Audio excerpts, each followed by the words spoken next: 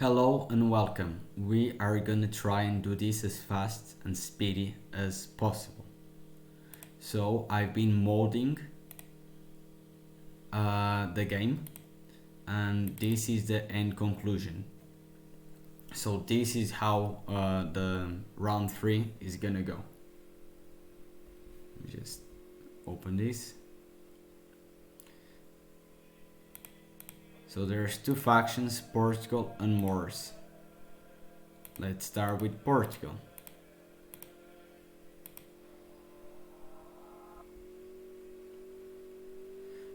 So here's the map, and there are certain things I want to make clear. So one of the first things I wanted to do was to make the map balanced, so each and a mirror of each other. So Portugal starts with Lyon, Morocco starts with Marrakech. The map includes Marrakech, Algiers, Granada, Cordoba, Lisbon, Toledo, Valencia, Zaragoza, Pamplona. You cannot pass the Pyrenees, so you cannot go into French territory. All other factions are going to be dead, by the way. And you cannot go below these mountains. So not to these territories, not to Tunis. I even didn't want people to take these routes. I don't know why anyone will take these routes, but I even placed rebels there. So if you want to go from Marrakech to Algiers, you have to pass all 3 bridges. And to avoid making unnecessarily rules, I just placed rebels here. So the first thing you might see is there's a lot of rebels in the game. And that's the objective. So you do not need to kill all of those rebels, okay? Many of the rebels have to be there because there's 2 ways to a city. So what was the idea? So you finally start with a good army. You actually have a good army, and you have the opportunity to actually have a fun, interesting fight. So you have a good army, you have a general, fairly nice general. Your general does have moral on the battlefield, so that's gonna increase his likelihood of the units not to rout. Your general also has brutally scarred, so he's not gonna die easy. Why am I doing this? Because normally in hot seats, if your general die, you're just gonna repeat the battle. So I just wanna avoid that, because no one's actually gonna lose a general. If they do lose a general, that's just a bummer, and a person has to repeat the battle. I mean, your general is not immortal, but it won't die as easy. And your units won't rout as quickly. So if you want to take a city, you can actually take a city. So let's see here, how is the enemy. All of the enemies are El Cid, and there's a rule: you cannot assassinate El Cid. So you cannot assassinate any enemy general, and you also cannot make them retreat. So for example, if I were to attack them with both forces, I mean, let's say you can make him retreat, but you have to kill the army. So if I'm gonna attack with both my forces, one of the generals is just gonna retreat back. Okay? You can do that as long as you kill the general afterwards. Alright? By the way,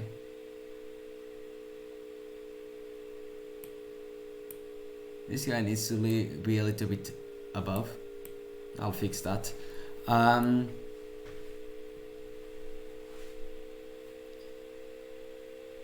So that's basically it. I'll have to fix that. That's basically it. So you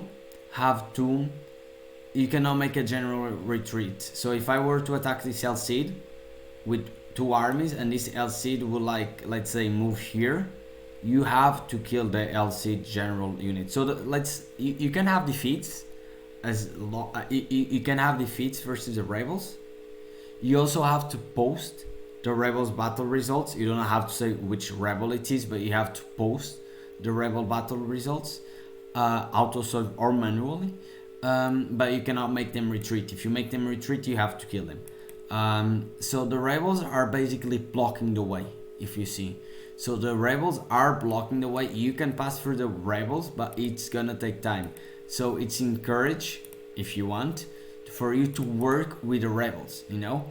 For example, if Portugal has Lisbon, Moors have Cordoba, there's this rebel in the way, and you can play tactics about who's gonna kill the rebel.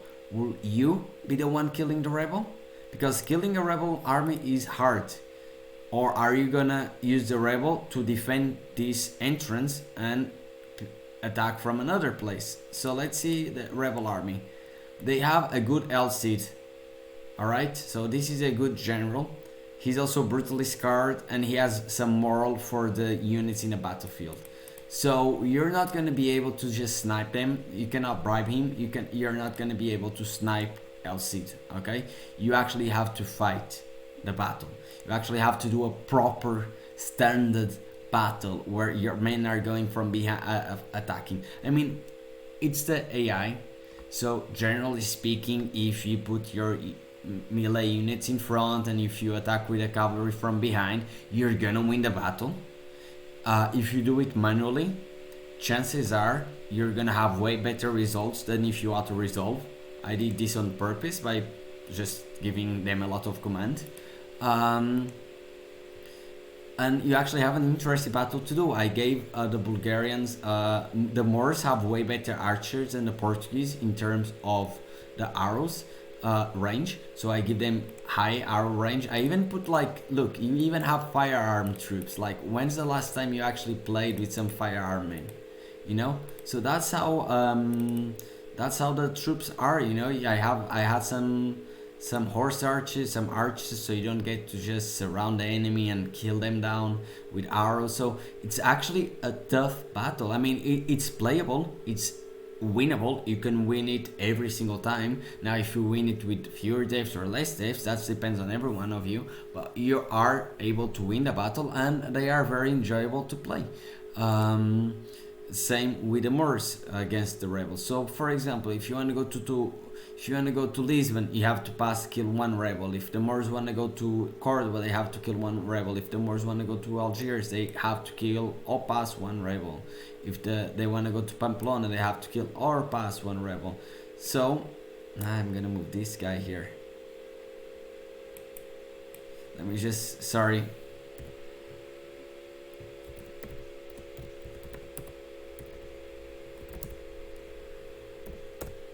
I'm just gonna put him in his correct place. I spent hours and hours and hours and hours doing this. You guys have no idea how many hours and hours and hours I spent. 88, 5. So you see, why are there so many rebels? Because there are several passages here. So I'm gonna like put this rebel here. Because I don't want people, like, the idea is you have to kill a rebel, okay? You cannot just like override them, like you can pass through them, but the reason like this has two rebels, you're never gonna fight both of them. You're just gonna fight one. Either you opt to go through the north and you kill this rebel over here, or you opt going for the south. Now, if I only had a rebel here, people will literally just go the other route. So like the same here for Toledo, I had to put these troops all the way over here. You just need to kill two of these troops to reach to, you only need to kill one of these troops to reach Toledo, and another one if you want to exit for the other way. So if you're the Moors or if you're the Portuguese, you only need to kill this guy, or you only need to kill this guy. If you opt to go through the north, you only need to kill this guy. So I had to do this in a way that it's equivalent for both sides, you know. And again, you can play with this. Let's say if you're with the Moors, you go to Cordoba, then you go to Toledo. Now you have Toledo, and imagine this rebel is still alive. You can opt, if you want to lose troops killing these rebels and then trying to go for Lyon, or not.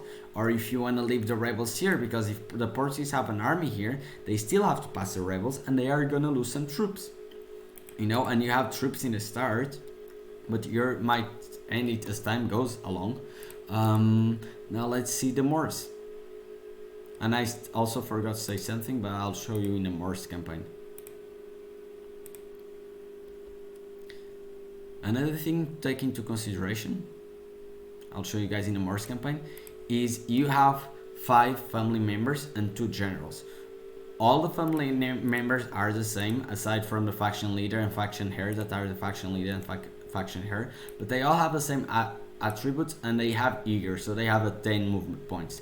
You are not able to get men of the hours in the start, so there's no point in farming versus the rebels.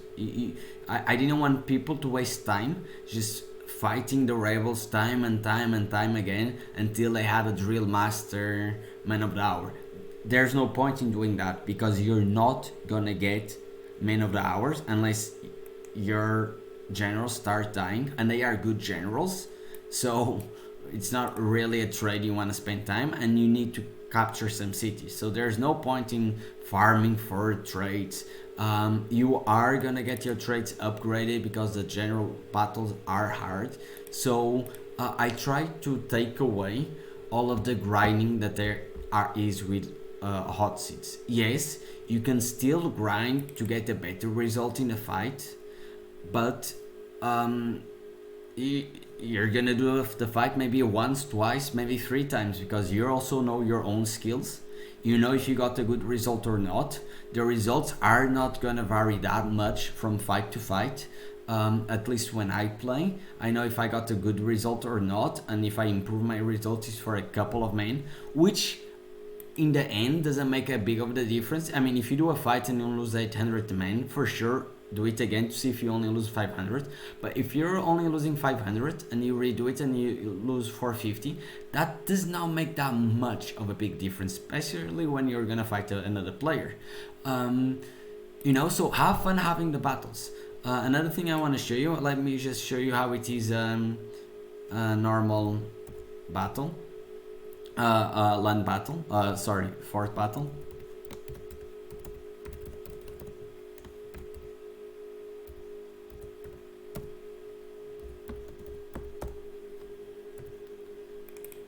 So the first thing that it's important for you to know, I gave a general a trait that, by the way, they cannot have kids. So that's the first point. They will not have kids because I didn't want people. First of all, I recommend in hot seats don't marry your characters. But even if you marry, because the hot seats don't take that long, especially in 1 versus 1, there's no point in like filling spots with kids. Which I don't know how the math works, but based on my experience, if you have kids, you have less chance of having men of the hours. So one of the things I did for you not to have kids is just I did them to make them infertile, so you don't waste space with that. So that's just me like trying to help every hot seater player about not falling for the trap of having kids, because that's pointless. So I gave them also siege technology points, so you can actually have a fun fight.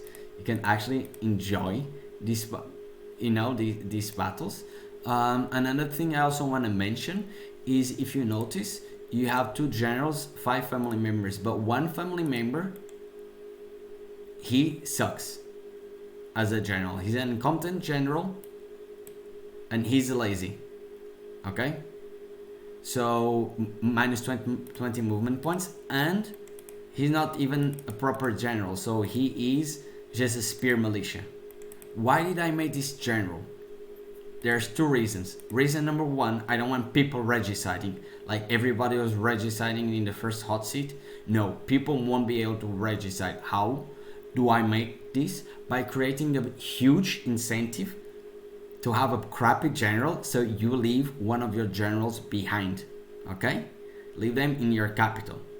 Another thing is this general, if you notice, this general is a beast when it comes to bonus on trades for income. Just for you guys to see an idea, if this is like with high taxes, and if you take the general, see that 700 right here, and this is even going to be increased a little bit more because we are going to give them ancillaries to decrease the construction cost. So right now you have great builders, so you have a minus 15% decrease, but this is even gonna decrease more when we add some, like, he's gonna have free ancillaries, and that's gonna like decrease the construction costs a lot in your capital city. Basically, he's gonna take it's there's no worth sending him anywhere else, because that's advantage. The time he's outside of the city, you lose the money that he will make otherwise inside the city, but it will start being beneficial to make stuff. For example, making a drill square, that's gonna cost you a lot less. Like, that's gonna cost like 3,000 or less from the original. Just so you guys have an idea, originally this costs almost 5,000 with him inside. After the admins give him the ancillaries, because you can only do that at turn start, that's gonna cost way less. Okay, that's gonna cost way less, and it will start making sense for you to make buildings. All right, like making a mine, making a farm. I mean, again, you have to do the maths, but it's more beneficial now than it was before, because your construction costs are going to be down like 50% or 40%. Another thing also to take into consideration is you don't start with an inn and you don't start with any ballista makers, but you're going to start with a diplomat, an imam, a spy, and an assassin. All right, and you're gonna start with a jihad on Leon, and Leon is gonna start with a crusade on Marrakesh. Now, it's important for you to know that jihads and crusades are banned. You cannot use jihads and crusades, but the Muslims will always have the option to call a jihad and scout, because they can call jihads themselves and they could just scout their terrain. And the crusades will not have that possibility. So what's gonna happen is the admin is gonna have a diplomat go to the Pope, increase the relationship with the Pope, and the admin himself is gonna call a crusade. So you cannot submit a save where you join the crusade, but for it to be as fair for both sides, and because it's fun, because you get to see Leon and you get to see your enemies' capitals, you are able to scout with a crusade as long as you don't submit that file. So that's interesting things to do. Another thing I want to show you guys is I gave also a small advantage to the Moroccos, where you can make these horses, which are awesome. The Portuguese do not have that option. The Portuguese might get lucky, and they might get an event where they have the Santiago Knights pop up in Leon. But that might take 10 turns, that might take 20, that might take 40 turns to pop up. If that event pops up, you also get the horses, and you have some cool horses, and they are as strong as Marrakesh horses, okay? And but I decided to make the luck on the Morocco side. So Morocco has this horse advantage. I decided to give that to Morocco's. It might take a while. Morocco's might get lucky, and you might only get the Santiago Knights on turn 10 or turn 20, or never get it, like, and you die. Or Morocco's can get unlucky and you get the Santiago Knights on turn 8, you know? So it does give, the refresh rate is like 3 per turn. So it does give Morocco's a slight advantage of having a few more horses, but I felt that was a fair advantage to have. Also, Morocco's have paved roads, and Portugal doesn't. Why? Because these cities are physically closer to each other. So yeah, they are physically close to each other. Pamplona does have paved roads, but it's kind of irrelevant because it's just a little bit here. It doesn't make that much of a difference. And I wanted to make it the same as Algiers. But like Zaragoza doesn't have Toledo, Valencia, Lyon. This is dirt. So I wanted to improve the speed that it takes from taking to Algiers to Morocco's, to Marrakesh. And with paved roads, it's pretty quick. So that's to make up for the advantage that they are here. They take more or less the same turns to get like, I made like twin cities, like Alger is to Pamplona, Zaragoza is to Granada, Valencia is the same as the two of them and it's kind of in the middle. Lisbon, Cordoba, Toledo are kind of in the middle, so you kind of go for them. Um, and the way you basically go and win this game is by playing strategy, you know? So if you send your armies, maybe you want to send them both to Toledo and then to Cordoba, or maybe you are sending both of your armies to Toledo to Pamplona and the Marrakesh sends them to Lisbon, you know. So it depends on how you're sending your armies, and it also depends how quickly you lose your generals. Your generals are good generals, by the way. Another thing I wanted to add is I gave the generals defense capability. So your general has +5 when it's defending. That's to discourage the human player to do auto resolves and actually do manual battles. So your general basically gets a bonus when he's defending, and even gets 1+ moral when he's defending, I guess. But the idea, I don't think. But idea is the generals get more 5 stars when defending. It's just so they don't get obliterated in auto resolves because people are just gonna spam a quick save, quick load. So I just gave them an incentive for a person to do manual battle, or at least give them some protection against humans. I did make this I made this map, this event, this scenario. So I did the tactics against myself. What I mean with this is I played against myself. So for example, I gave the cities, I gave them a horse archer. And let me show you, let me show you the city. Quickly go there. So you see it takes like 3 turns to get there.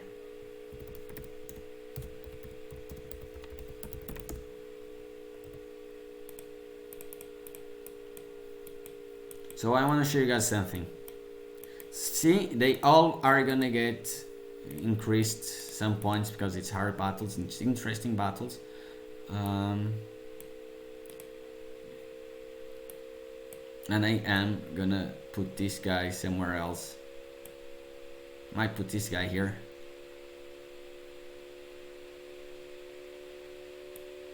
I'll put this guy here. Yeah. So if you were to just siege this, it takes 8 turns to siege. Let me just send like 2 guys. And then you see the troops here. The rebels are not gonna sally out. The rebels are not gonna move. So if you were to stay and siege this for 7 more turns, the city is gonna fall for you without any deaths. Alright, so how are the battles? Just to show you guys the inside. It's you have a general here. This general has some different attributes where they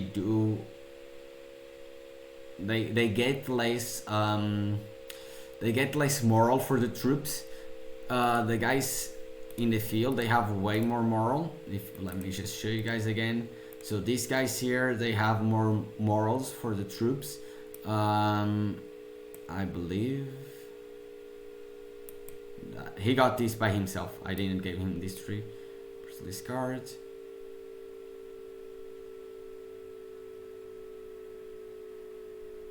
He has merciless commander. No, I took the brutalist card. I think that's what I took. If I'm not mistaken. Yes. I took the brutalist card. So what did I did here? And first of all, they have the moral bonus. So if you want to try and force them to sally out, I wanted to prevent people from attacking with few troops and just stealing the town square and killing them easy. So now the troops that are coming out, they are not gonna retreat as easy. Okay, they are still gonna retreat. It's still AI, but they are not gonna retreat as easy. I gave them 2 good units. So even if you can rout these peasants, which are peasants by the way, I made them peasants. They are kind of nice peasants, but I wanted to give a more or less good enough troop but not that good. But I wanted to give them some troops so they man the walls, and the battles actually look very cool on the inside, and you can actually they actually go on the walls. They actually have archers. They actually, but not that many archers. They actually have some good troops. So if you want to trick the AI and make them like sally out of the gates, you're gonna have some problems killing them outside of the gates. Not that hard, but you're gonna have some problems doing that. And again, I'm playing against myself, so maybe other players have other tactics. So I basically created a map where I'm the least efficient. So I know the map the best, and every time I say, oh, I can do an advantage here, I made a way to prevent it. So force sally out. If I want to make this guy sally out against me, which is not force sally out, is when you attack and I think we also call it force sally out. I made a Byzantine horse archers. So that's gonna annoy you, because now you're gonna have to chase them. It's kind of gonna be annoying. You're gonna have these knights here, so the knights are gonna attack you. So if you want to attack with just a general, if you want to think about just attacking with having your spies opening the gates and just having a general and maybe one other unit try to steal the city, it's not gonna be that easy. These knights, they're gonna give you good trouble. Your general might not win versus them, and even if your general wins versus them, you still have to face the normal general bodyguard in the town square, and they are somewhat capable. I gave them some experience, so even if you are able to trick them, get into the city, you're still gonna take a while. I mean, you're still gonna win, but you're still gonna take a while, and that gives enough time. If you want to trick the AI, that gives enough time for the horse archers and these horses to get back to the town square, so you're not gonna able to time out the enemy. You're not gonna be, if you force them to sally out, you might lose that, because I gave the enemy troops. I mean, I tried to create incentives for you guys to do a normal siege. Okay, opening the gates, that's not gonna work. They have spearmen, so having a spy just opening the gates and trying to rush them with cavalry, I mean, you can be somewhat successful doing that, but you do have some, you do have some spearmen, you do have some tough men, you do have some tough horses. Even they have armor, so they are gonna fight in the streets. So you're not gonna be able to you actually have to do a proper battle. That's what I want to say. When's the last time you actually had a fun siege in Med2? I play hot seats day after day after day, and I never all of the battles. There's basically, you have a general, you have five militia units, and you just rout the militia units and you kill the general. Or if you have a big army, you go and you snipe the general, and then you just rout the army, and it's basically that. If I want to take a big city, I just put my general in the corner, I wait for the troops to come out, I rush the troops, I kill the troops, and they all rout, and I just try to get to them before they get back into the gate, and then I just take the city, So I mean, and that's at least how I play. So I made all of these tactics to be against my play style, and I guess that's also how other people play. So I made all of this on purpose. So you actually have to play the game as it's meant to be played. You actually have to do a proper manual fun battle where you actually have your men going up the stairs and going up the ramps, up the siege towers. And yes, you're playing versus someone else, so you do want to win, but you also want to have fun doing this. You also want to have a fun time doing this. Other things to say, so there's 3 phases, I believe, in this kind of map, where the first phase you have the expansion, where you're deciding which rebels to take. Again, you don't need to kill them all. I mean, it's a strategy. You don't even need to kill any of them if you don't want to. You obviously need to kill the ones inside the city to take the city. Again, you cannot assassinate the rebel generals. So there's that phase 1. Then the phase 2 is first contact with the enemy. Maybe you lost half an army versus the human player because the human player spotted you. Maybe you placed your army somewhere strategically. The human player, your opponent, kills a rebel and then you kill him. And then you have the phase 3, which is basically a normal hot seat, which is almost all rebels are already gone, at least the ones you need to get from spot to spot. And you have your typical hot seat where you have your spies, although I guess siege weapons are gonna be used. Any player will have enough spies to defend himself. And overall you have the strategy. What's the game strategy?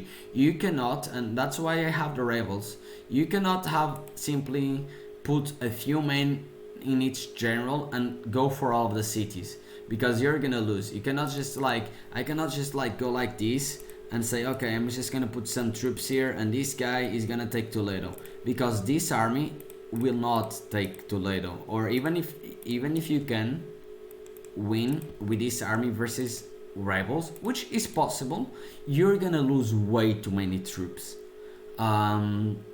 If you try to take a seat with these troops, yes, you obviously you can easily take this with these troops, but can you take but you might not be able to take a general bodyguard army and then take the city and still have troops to defend from maybe the Moors. If you decide to go with only these troops to Lisbon, by the time you kill this guy, by the time you kill the city, if you have any troops, they're almost all dead.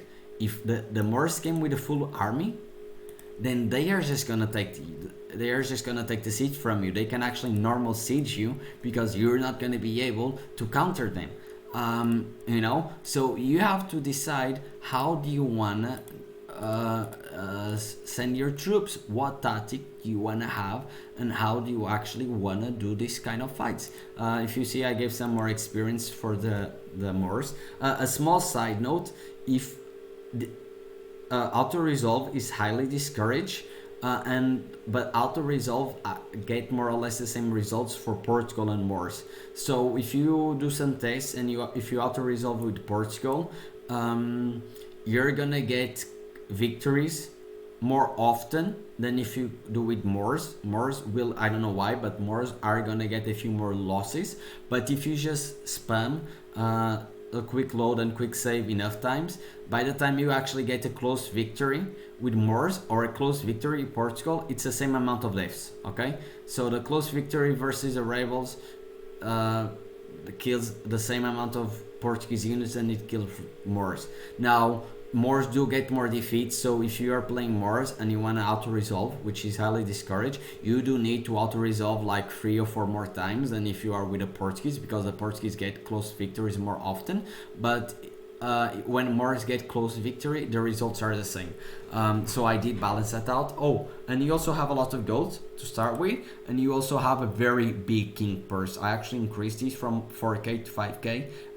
That was like one of my final decisions, to actually incentivize people to build, build stuff. You don't need to just destroy everything. Actually have an army. If you actually have an army and you play strategically and you outsmart your opponent and your opponent attacked, because there's basically 4 ways to go. There's this pathway, Cordoba, Lisbon. There's this pathway here, which is heavily defended.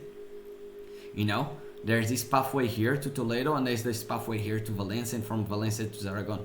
So there's pathways between both factions spreaded. So if you go with a big army in a way and the enemy only has a few troops, you can actually normal siege them and overwhelm them. And there's here, this pathway from Cordoba to Lyon, which is basically the quickest pathway. I purposely place here 2 rebels, so if you're Portugal or if you're Morocco's, you can feel confident that this pathway is gonna be protected. But for how long is it gonna be protected? Imagine if there's a big fight here and there's a lot of forts here. Does Morocco wanna spend the extra men to kill these generals here and attack Lisbon from the north? That's an option. Morocco's can make this move. Maybe Portugal is all confident, thinking he only needs to defend his entrance to Lisbon, and all of a sudden there's here a Morocco's army, because Morocco opt to kill this rebel. So all of these tactics is you guys have to figure out how do you want to play these tactics. And for what was going to be a quick and short video, I actually made it already long, as all my videos tend to be, and I actually hope that you enjoyed. And please ask me any questions, and I'll be more than welcome to answer all and any of them. Once again, thank you very much.